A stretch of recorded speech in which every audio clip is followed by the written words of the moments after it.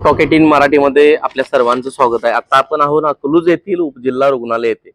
तर हा कंटेंट करण्याचा उद्देशच असा आहे की आमचे पत्रकार मित्र नागेश लोंढे यांनी आपली नियमित तपासणी करण्यासाठी शंकरनगर ग्रामीण रुग्णालय आणि अकलूज येथील उपजिल्हा रुग्णालय या दोन्ही ठिकाणी आपल्या ब्लडची टेस्ट केली आणि त्याच्यामध्ये हे ब्लड या दोन्ही शंकरनगर येथील ग्रामीण रुग्णालय असेल किंवा अकलूज मधील उप जिल्हा रुग्णालय असेल इथलं ब्लड टेस्टिंगसाठी महालॅब जी काही शासनानं ठरवून दिलेली इंदापूरची लॅब आहे तिथं जातं आणि या दोन्ही दवाखान्याचे सॅम्पल घेतल्यानंतर तिथं टेस्ट झाल्यानंतर यामध्ये पत्रकार नागेश लोंढे यांच्या हिमोग्लोबिन मध्ये तफावत आलेली आहे। म्हणजे साधारणतः 11:42 एक वेळेस टेस्ट केलेली आहे आणि नंतर आधी 10:57 म्हणजे थोडासा फरक आहे। या कालावधीमध्ये जर हिमोग्लोबिन मध्ये एवढा फरक येत असेल, सकाळच्या टेस्ट मध्ये 12.1 येतोय आणि नंतरच्या टेस्ट मध्ये 9.3 येतोय आणि यावेळी शासकीय यंत्रणा जी की शंकरनगर येथील ग्रामीण रुग्णालय असेल किंवा अकलूज मधील उपजिल्हा रुग्णालय संबंधित अधिकारी म्हणतायत की तुम्ही चौकशी करा, चौकशी लावा, वरती शासनाकडे तुम्ही दाद मागा।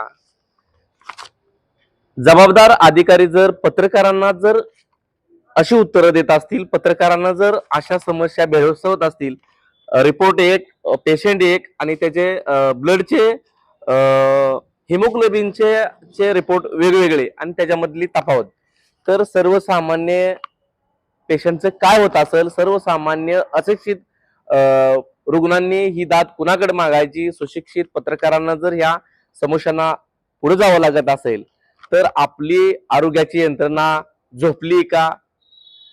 या यंत्रणेला जागा कोण करणार? संबंधित माळशिरस तालुक्याचे आमदार उत्तमराव जानकर, माढा लोकसभा मतदारसंघाचे खासदार धैर्यशील भैया मोहिते पाटील यांना आम्ही या माध्यमातून आवाहन करतो की ही यंत्रणा झोपलेली आहे, यांना आपल्या माध्यमातून जागा करावं लागेल। अन्यथा सर्वसामान्य आपल्या मतदारसंघातील नागरिक जे रुग्ण आहेत त्यांना अशा समस्यांना त्यांना तोंड द्यावं लागेल। खरं तर मग ब्लड घेताना बोटल चेंज होते का, बारकोड चेंज होतोय? मग महालॅब जी इंदापूरची लॅब आहे त्यांची काय तफावत आहेत का, त्यांचा ढिसाळपणा आहे का, आपल्या तालुक्यामधील शंकरनगर मधील आणि उपजिल्हा रुग्णालय अकलूज यांच्यामध्ये काय तफावत येते का, हे खरं तर तपासणं गरजेचं आहे। आम्ही याच्यावर आवाज उठवू। जर पत्रकारांना जर या समस्याला समोर जावं लागत असेल तर सर्वसामान्य नागरिकाचं काय, हा सवाल इथं उपस्थित होतोय। तर याच्यावरती लोकप्रतिनिधींनी संबंधित अधिकाऱ्यांना हा सवाल विचारणं गरजेचं आहे।